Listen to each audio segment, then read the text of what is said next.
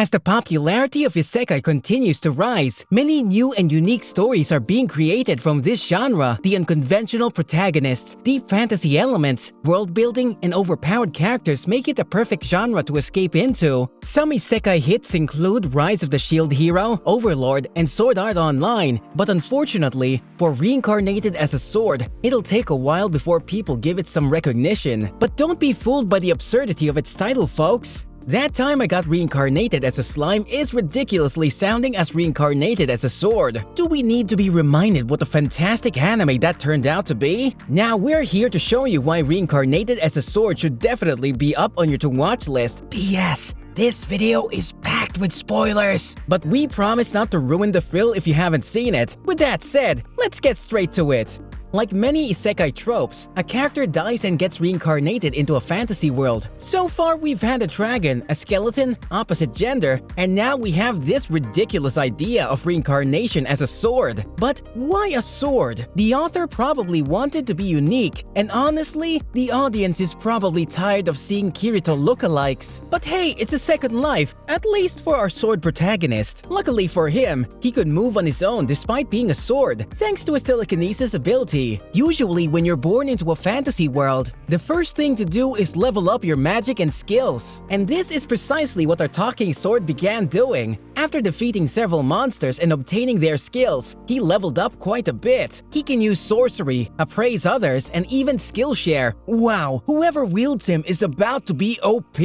Unfortunately, he explores a forest that drains magic abilities on contact and gets stuck in the ground for months. This is where it dawns on him. The story isn't all about him. Initially, he dreams of having a perfect wielder, but after months of loneliness, he becomes desperate for anyone to pick him up and save him from his dreaded solitude. Then, by a chance encounter, we have a young slave girl on the brink of death, making contact with our sword. In that instant, both realize their need for one another. From the moment the girl withdrew the blade, this tale went beyond what is typical in an isekai adventurer story. We soon discover that this story isn't about an overpowered sword, but rather, it's about the growth between a person and their weapon. This is where the series starts to distinguish itself from the others. Instead of a perspective of an almighty ruler, we're now witnessing the world through the eyes of weaponry. Then, with the addition of an expressionless yet adorable Fran, it plants the seeds for a refreshing and heartwarming story of two comrades who come together to protect and grow.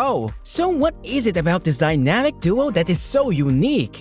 First up, Shisho. From the beginning, the sword can acquire skills from any monster it defeats by absorbing its crystals. What sort of skills? We're talking about the ability to float, instant regen, and quite possibly every elemental spell. As much as this gives him a range of skills to choose from, it also boosts his physical stats, which he shares with Fran. With access to unlimited skills and physical capabilities, Fran quickly becomes a force to be reckoned with. But is that all to Fran?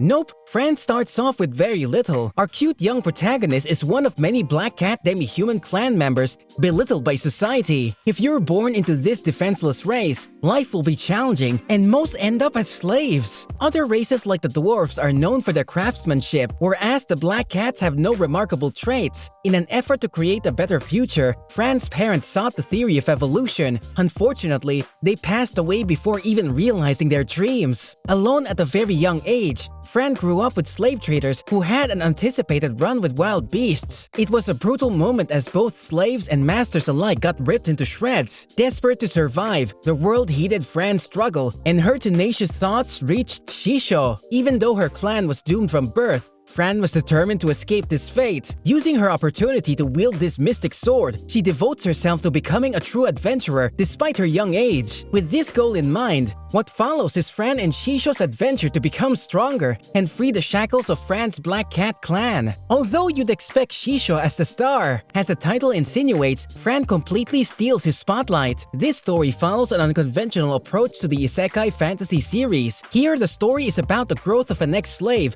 who wants to change her clan's reputation. Her dream? To prove that Black Cats can also become powerful warriors. Since Shisho can't do much by himself, he doesn't fall under some of the typical tropes like becoming a lord or getting himself into an alluring harem. Instead, he decides to stick with Fran and share his powers with her. Shisho, meaning teacher, really lives up to his name by becoming Fran's mentor, guardian, companion, cook, and literally a doting dad who does everything to support his princess. Unlike our lovable slime, Rimuru, who goes about naming monsters, Shisho gets named instead. Given a second chance at life, only to be an inanimate supporting character. Sheesh, that's rough. However, as the story progresses, we see that Shisho becomes more than a weapon to Fran. They rapidly develop a father-daughter relationship that's as cute and wholesome as can be. Did we mention that Fran absolutely adores her sword? This is the premise of Reincarnated as a sword. We watch Fran, who grows from a lone orphan and a slave to a beginner adventurist. She also means business and doesn't hold back in battle. With Shisho's support, she has been able to hone her swordsmanship and magical abilities beyond the standards of a typical adventurer. But more importantly, she builds deep connections with adventurers and wholeheartedly works towards her ultimate goal of evolving.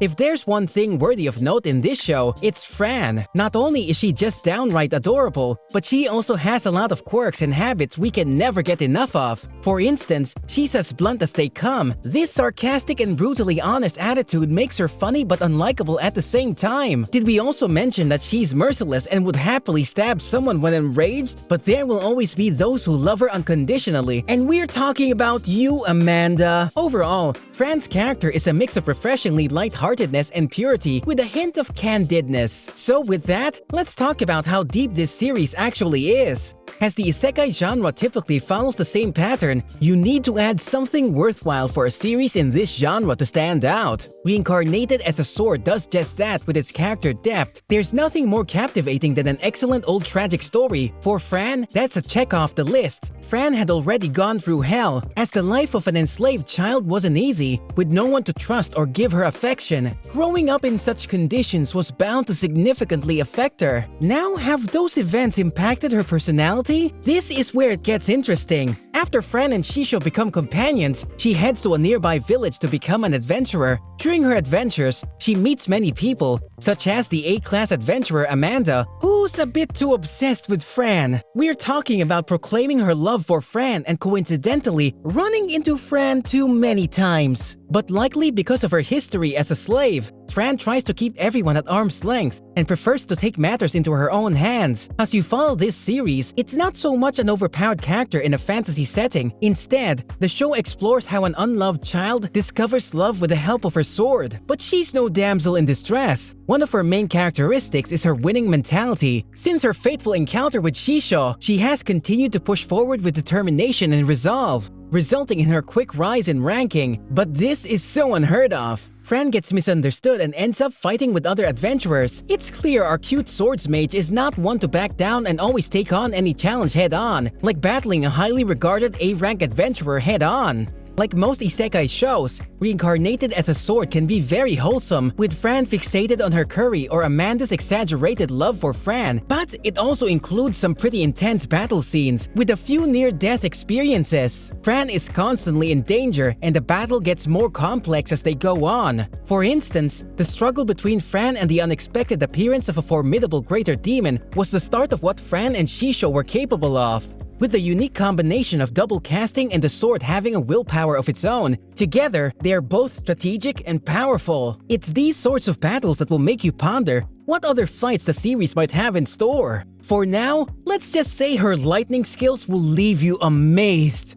All things considered, there are a few distinguishing differences between this show and other isekais. However, the story is quite entertaining because of its unique perspective and, well, Fran. We have a cute cat-eared adventurer, her OP sword companion, super strong adventurers and monsters, dungeons, and some good-natured humor. It's no surprise that the second season has already been announced. We hope you enjoyed this video. If you want a rundown of other titles that might have slipped out of your radar, check out this video here. Thanks for watching.